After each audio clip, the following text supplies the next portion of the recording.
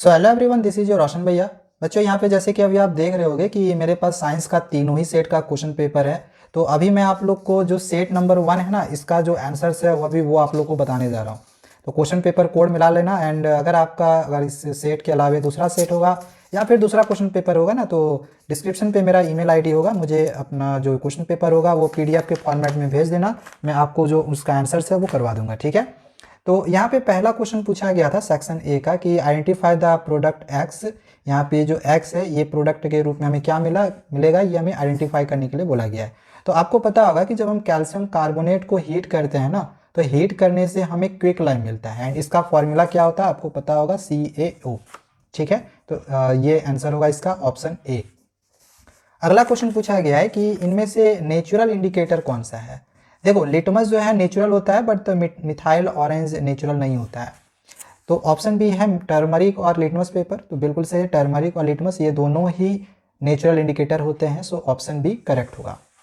Next अगला question पूछा गया है कि ग्लास, सोप और पेपर इंडस्ट्रीज में हम इस्तेमाल करते हैं किसके लिए, वॉशिंग सोडा के लिए, बेकिंग सोडा में, ब्लीचिंग पाउडर के लिए, या फिर कॉमन साल्ट के लिए। तो इसका जो सही आंसर होगा वो आपका ऑप्शन ए होगा, वॉशिंग सोडा, ठीक है।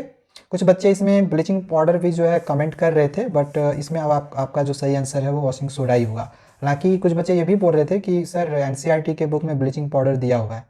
तो आप भी कमेंट करके बताना कि आपने क्या किया है, वॉशिंग सोडा किया है या ब्लीचिंग पाउडर किया है, ठीक है। यही दोनों में से कोई एक होगा। ऐसे मुझे लग रहा है वॉशिंग सोडा होना चाहिए। चलो अगला जो है दिया गया है साइक्लोहेक्सेन। साइक्लोहेक्सेन का सही स्ट्रक्चरल फॉर्मूला कौन सा है। देखो यहाँ पे हेक्सेन है, यानी कि ये एल्केन फैमिली का है। एंड एल्केन फैमिली में सिंगल बॉन्ड होता है, बाकी सब में देखो यहाँ पे डबल ट्रिपल बॉन्ड है, तो ये सब होगा नहीं। यही ऑप्शन बी जो है बिल्कुल करेक्ट आंसर होगा। अगला क्वेश्चन नंबर 5 है। यहाँ पे हमें बताना है कि ABCD की वैल्यू क्या होगी। तो देखो इसका जो सही आंसर है ये ऑप्शन ए होगा। आप यहाँ पे ए की वैल्यू 1 निकाल को रख दो, बी की वैल्यू यहाँ पे 6 रख दो, सी की वैल्यू यहाँ पे 2 रखो, एंड डी की वैल्यू यहाँ पे 3 रखो। फिर इस इक्वेशन को बैलेंस कर लो, देखना बैलेंस्ड हो जाएगा, ठीक है। तो ये ऑप्शन लेके भी आप बना सकते थे, बहुत ही आसान सा क्वेश्चन पूछा गया है। एंड अगला क्वेश्चन पूछा गया है कि यहाँ पे कुछ हाइड्रोकार्बन दिए गए हैं, तो अलग हाइड्रोकार्बन कौन सा है। देखो बाकी इसमें इसमें और इसमें, इन तीनों क्वेश्चन के लिए जो फॉर्मूला बनेगा CN2N+2 बनेगा, ठीक है। बट इसके लिए जो फॉर्मूला यूज होगा वो CnH2n होगा। तो ये वाला बिल्कुल अलग है, तो ये वाला सही आंसर होगा। देन अब यहाँ पे अगला क्वेश्चन पूछा गया है कि इसमें कुछ रिएक्शन दिए गए हैं, तो बताओ कि इसमें से अलग टाइप का रिएक्शन कौन सा है।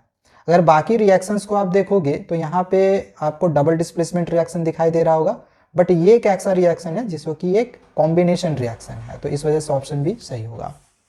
नेक्स्ट अगला क्वेश्चन दिया गया है कि सेल डिवीजन प्रोमोट कौन सा प्लांट हार्मोन करता है, तो साइटोकिनिन, ये आपका बिल्कुल करेक्ट आंसर है। नेक्स्ट क्वेश्चन दिया गया है कि फ्लावर का कौन सा पार्ट जो होता है वो इंसेक्ट को अट्रैक्ट करता है पॉलिनेशन के लिए। तो फ्लावर का जो पेटल पार्ट्स होता है ना, वो अट्रैक्ट करता है इंसेक्ट्स को, तो ऑप्शन सी इसमें सही होगा। देन यहाँ पे आपको पूछा गया है कि कौन सा फिनोटाइपिक रेशियो सही होगा।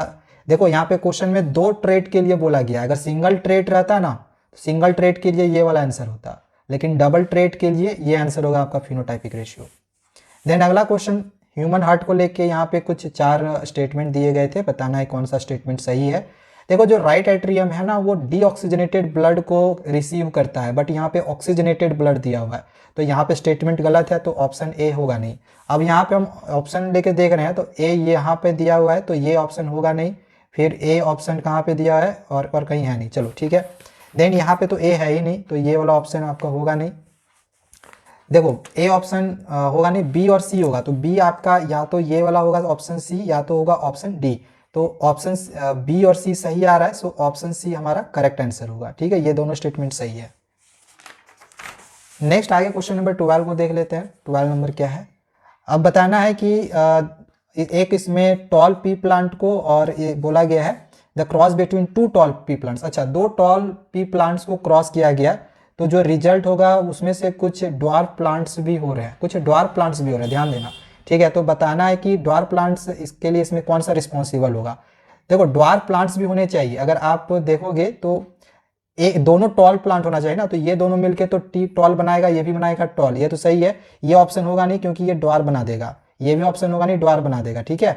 एंड यहाँ से भी ये ऑप्शन भी आपका करेक्ट नहीं होगा, ये ऑप्शन नंबर ए जो है वो सही हो जाएगा। इनका क्रॉस करके देखोगे तो कुछ इसमें से द्वार प्लांट्स भी निकलेंगे। क्वेश्चन नंबर 13 है, बहुत ही आसान सा क्वेश्चन पूछा गया है कि जो स्काई में रेनबो बनती है तो इसके लिए कौन सा फेनोमेना ऑफ लाइट जो है वो यूज होता है, तो refraction, dispersion and total reflection, ये ऑप्शन भी करेक्ट है, ठीक है। नेक्स्ट चलो आगे देखते हैं क्वेश्चन नंबर 14 को। देखो 14 जो है वो एक न्यूमेरिकल था, तो मुझे इसमें थोड़ी सी कंफ्यूजन है क्योंकि जो मैंने आंसर निकाला था वो इन चारों ऑप्शन से कुछ भी मैच नहीं कर रहा है, ठीक है। बाकी आपने बताना कि आप इसमें आप क्या करके आए हो। मुझे लग रहा है कि कहीं ना मुझे इस क्वेश्चन में थोड़ी बहुत मिस्टेक लग रही है, ठीक है। ऑप्शंस में मिस्टेक लग रही है, अगर ऑप्शन में मिस्टेक है तो इसके लिए सीबीएसई आपको फुल नंबर देगी, चिंता करने की आपको ज़रूरत नहीं है। ऐसे मुझे लग रहा है कि ऑप्शन ए जो है सही होना चाहिए। D/2 तो देखो आया था, बट L/4 नहीं आया था, मेरा 2L आया था, ठीक है। मेरा आंसर जो है वो 2L आया था, D/2 एंड 2L। तो हम ऑप्शन में देखें तो यहाँ पे एक 2L था बट यहाँ पे 4D है, तो इस वजह से मुझे यहाँ पे कन्फ्यूजन लगा, ठीक है। मुझे इस क्वेश्चन में कन्फ्यूजन लग रहा है क्योंकि मेरा जो आंसर आया था वो नहीं आया था, न्यूमेरिकल मैंने सॉल्व किया। तो बाकी क्या किया वो कमेंट करना, मुझे ऑप्शन ए जो है सही लग रहा है, ए या डी में से कोई एक होना चाहिए। देन क्वेश्चन नंबर 15 जो है, इसमें बताना है कि जो फूड चेन का सबसे ज़्यादा जो एडवांटेज है इन टर्म्स ऑफ एनर्जी कब होता है, 2 ट्रॉफिक लेवल में, 3 में, 4 में या 5 में। तो 2 ट्रॉफिक लेवल में जितना भाई देखो कम ट्रॉफिक लेवल होगा उतनी एनर्जी ज़्यादा मिलेगी, तो इसीलिए ज़्यादा एडवांटेज होता है। नेक्स्ट अगला पूछा है, ओजोन को लेकर कुछ स्टेटमेंट दिया गया है कि जैसे ओजोन जो एक पॉइजनियस गैस है, बिल्कुल सही स्टेटमेंट है, ओजोन पॉइजनियस गैस है। तो ए कहाँ कहाँ है, ऑप्शन ए में, बी में, तो यही दोनों में से कोई एक होगा, ये और ये तो होगा नहीं, ठीक है। अब अगला यहाँ पे दिया गया है कि ozone shield the earth surface from the infrared radiation from the sun. देखो ये वाला ऑप्शन बी वाला मुझे सही नहीं लग रहा है, जो ऑप्शन सी है ये सही लग रहा है आप लोग मुझे, तो ऑप्शन बी जो है करेक्ट होना चाहिए। बट मुझे यहाँ पर भी थोड़ी सी कंफ्यूजन है ए और बी में से, ठीक है। बट मुझे लग रहा है बी होना चाहिए, बाकी क्या किए हो कमेंट करके बताना। देन असर्शन रीजन में देखो फर्स्ट वाला का जो आंसर है, ये जो स्टेट असर्शन है ये ट्रू है, जबकि ये असर्शन फॉल्स है। क्यों? क्योंकि बोला गया है कॉपर जो है ज़्यादा रिएक्टिव है जिंक से, जबकि ऐसा नहीं है, कॉपर लेस रिएक्टिव होता है, ठीक है। तो इस वजह से असर्शन सही, रीजन गलत, तो ऑप्शन सी सही होगा, assertion true but reason false. Next question number जो 18 है, अब 18 में देखो यहाँ पे दिया गया है असर्शन में कि जो ऑफ स्प्रिंग्स होते हैं ए सेक्सुअल रिप्रोडक्शन में वो सिमिलर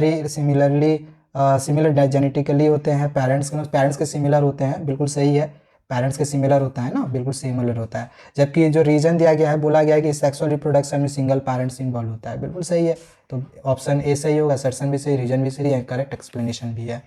देन 19 नंबर दिया गया है कि जो रेड लाइट होती है वो व्हीकल्स को रोड में रोकने का काम करती है, तो ये ट्रू है। एंड रीजन जो है वो आपका गलत है, लाइट बोला है सबसे ज़्यादा स्कैटर्ड है, जबकि लाइट सबसे कम स्कैटर्ड करता है, तो ऑप्शन सी इसमें सही होगा, assertion true but reason false. And question number 20 में जो असर्शन है वो भी सही है, रीजन भी सही है, तो असर्शन भी सही, रीजन भी सही, ऑप्शन ए इसमें सही होगा। तो ये सारे क्वेश्चन करवा दिए हैं। एंड एक क्वेश्चन आपका मैं आपको यहाँ सेक्शन बी का भी दिखा दे रहा हूँ, जिसमें मैग्नीशियम रिबन को बर्न करना था एयर के ऑक्सीजन में, तो देखो यहाँ पे हमने बर्न किया हुआ है, इसका रिएक्शन है, किस टाइप का रिएक्शन है ये भी पूछा गया है क्वेश्चन में, तो ये कॉम्बिनेशन रिएक्शन है। एक क्वेश्चन पूछा गया है कि ऑक्सीजन कहाँ पर सिंथेसाइज्ड होता है, तो सूट स्ट्रिप में, ये किस तरह से फोटोट्रोपिज्म को प्रमोट करता है, तो ये थोड़ा लॉन्ग आंसर था इसलिए यहाँ पे हमने नहीं बताया है आपको, लॉन्ग आंसर्स के लिए मैं आपको किसी दूसरे वीडियो में बता दूंगा, ठीक है। बाकी मैं यहाँ पे आपको क्वेश्चन दिखा दे रहा हूँ। देखो सेक्स डिटर्मिनेशन से ये वाला क्वेश्चन पूछा गया था, इसका फ्लो डायग्राम जो है वो भी बनाने के लिए बोला था, बहुत ही अच्छा सा क्वेश्चन जो है यहाँ पे सीबीएसई ने दिया हुआ है। फिर आगे पूछा गया है कि हाइपरमेट्रोपिया कब होता है पर्सन को, बहुत ही अच्छा क्वेश्चन है, जब बिहाइंड द रेटिना जो है होती है, इमेज बनती है तब बनता है, बहुत ही अच्छा क्वेश्चन पूछा गया है। देखो मैग्नेटिक फील्ड लाइंस का जो है डायग्राम हमें बनाने के लिए बोला गया है। क्वेश्चन बहुत ही अच्छा पूछा गया। डिकम्पोजर्स, भाई कितना आसान सा क्वेश्चन देखो पूछा गया, डिकम्पोजर्स क्या होता है, क्या इससे इजी क्वेश्चन सीबीएसई से इसके कभी भी दे सकती थी, आप खुद सोचो। अब देखो कितना अच्छा सा क्वेश्चन दिया गया है कि जिंक ऑक्साइड एम्फोथेरिक ऑक्साइड होता है, क्यों? क्योंकि ये बेसिक और एसिडिक दोनों की तरह बिहेव करता है, इसी वजह से। सोडियम मेटल को स्टोर क्यों किया जाता है केरोसिन ऑयल के बोतल में, क्योंकि ये हाईली रिएक्टिव मोटर मेटल होता है, ये जल्दी आग पकड़ लेता है, कि बिल्कुल इसी क्वेश्चन पूछा गया है, ठीक है। एंड ये क्वेश्चन भी हमने आप लोग करवाए थे, मतलब जितने क्वेश्चन हमने आप लोग करवाए थे ना वो सारे क्वेश्चन यहाँ पे पूछे गए हैं, ठीक है। ये सब सारे क्वेश्चन आप देख सकते हो। क्वेश्चन जो है ओवरऑल अगर आप बनाने जाओगे तो काफ़ी आसान सा जो है क्वेश्चन जो है सीबीएसई ने इस बार आप लोगों को दिया हुआ है। देखो ओम्स लॉ, कितना आसान का क्वेश्चन दिया हुआ है, ओम्स लॉ दे दिया है, यहाँ पे हमें ये भी क्वेश्चन जो है काफ़ी आसान तरीके से पूछा गया है। देन सेक्शन डी का क्वेश्चन देख लो, ये जो केस बेस्ड क्वेश्चन दिए गए हैं ना, ये भी काफ़ी आसान दिए गए हैं। अगर इन क्वेश्चन को बनाने जाओगे आपका तुरंत बन जाएगा, आपने अगर थोड़ा सा भी समय इसमें दोगे ना आपका बन जाएगा। ये तो क्वेश्चन भाई मैंने जो करवाया था वही क्वेश्चन यहाँ पे देखो पूछ दिया गया है, सेम क्वेश्चन पूछ दिया गया है जो हमने आप लोगों को करवाया था। एंड अगला जो क्वेश्चन है यहाँ पे देख लो, ये केस स्टडी बेस्ड वाला क्वेश्चन है जो कि हमने बोला था अभी आप लोग को। ये काफ़ी आसान जो केस स्टडी में है क्वेश्चन दिया हुआ है, ठीक है। यहाँ से बाकी क्वेश्चन देख लो, मैं अभी आप लोग इस वीडियो में लॉन्ग क्वेश्चन आंसर दिखा दे रहा हूँ, बाकी जो मल्टीपल चॉइस क्वेश्चन है वो तो हमने आपको उसका आंसर करवा ही दिया है। तो चलो आज के लिए इतना ही। अगर आपको इसके सिवा कोई दूसरा सेट मिला होगा तो मुझे मेल कर देना, डिस्क्रिप्शन पे मेरा ईमेल आईडी दिया हुआ है। मिलते हैं दूसरे वीडियोज़ में। Thank you, bye bye.